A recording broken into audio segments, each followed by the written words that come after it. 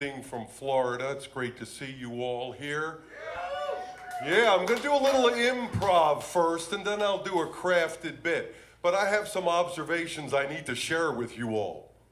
Are you fucking kidding me with how high this place is?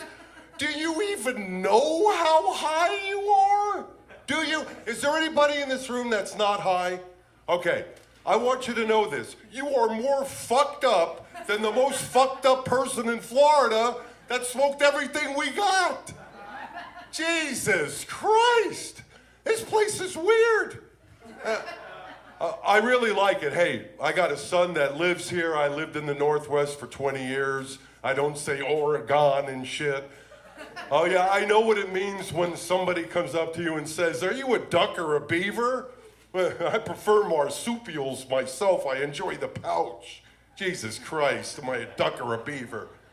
All right, well, things are starting to annoy me a little bit in this world. I'm getting a little agitated. I don't mean to, but I just am. I come to Florida, I'm trying to relax. I just retired. 44 years of eating shit. And I'm trying to find new jokes, and so I'm trying to get a few local Oregon jokes. A guy comes up to me and says, "Hey, we got a new use for sheep in Oregon. Wool." Oh, I'm sorry. Oh, that little much for you? I'm sorry. Well, here's another thing to go with that. There's all these freaking sheep in the fields around here, right? I go into Fred Meyer's. You think I could buy a fucking piece of lamb? That makes me highly suspicious of what's going on in this town. Or this state. Okay, enough of that. All right, well, that's my impromptu stuff. Let's get down to my true psychosis. Throw the script down.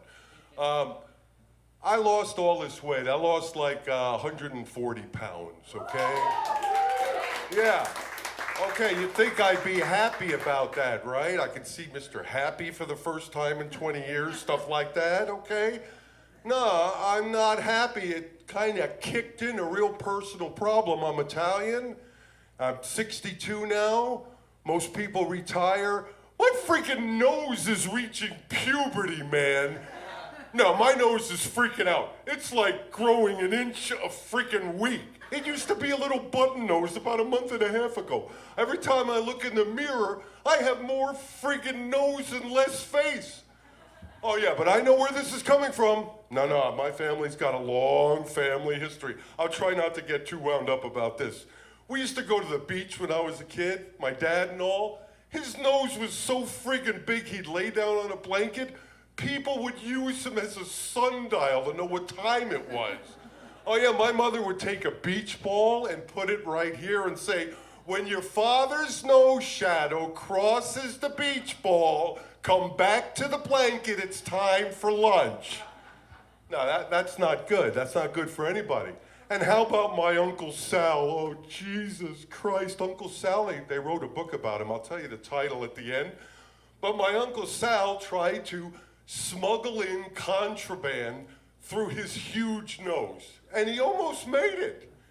He goes through customs with 2 keys of cocaine in his left nostril and a baby Komodo dragon in his right nostril.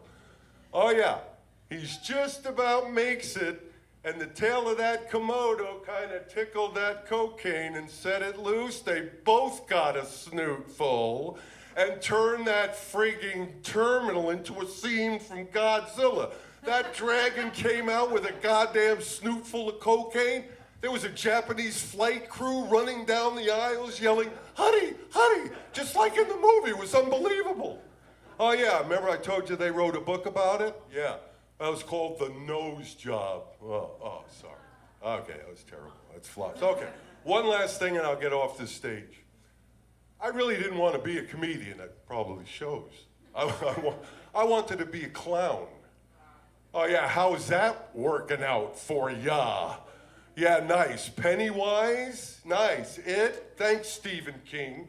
Transformational aliens that come down to Earth and assume the form of your worst nightmare. But he makes it a clown? Are you kidding me? All right, but here was the final straw. Here's when I decided I got to try something else. Little Nicky, I got a call from a cousin, Carmela. I got a big Italian family. Little Nicky's having a birthday. We want to do something special. Get some of the cousins together and let's have a party for him. Do something special. Oh, okay, so I call my cousins, Carmine and Calagna.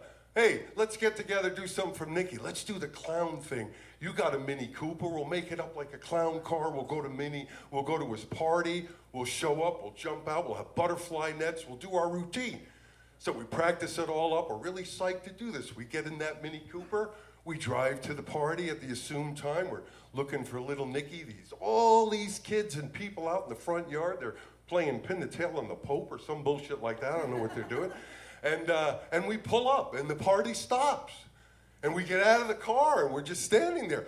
And they all run up to the front, and they're looking at us. And little Nicky works himself to the front and looks up with this big smile, and then starts getting a little concerned, and then says, "Clowns, run for your life!"